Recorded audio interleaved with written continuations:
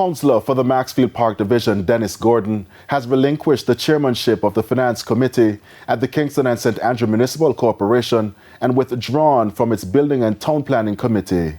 It follows an investigation by the KSAMC into the approval process for a development on Lyndhurst Road involving Mr. Gordon's company, Jack Den Group. In a media release today, Mr. Gordon said his decision was made in recognition of and support for the efforts of the current administration of the KSAMC to strengthen governance procedures. He added that his company has taken the required steps to regularize the status of the development.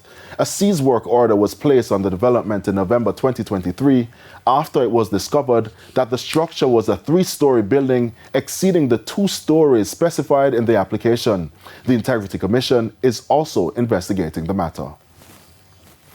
In the meantime,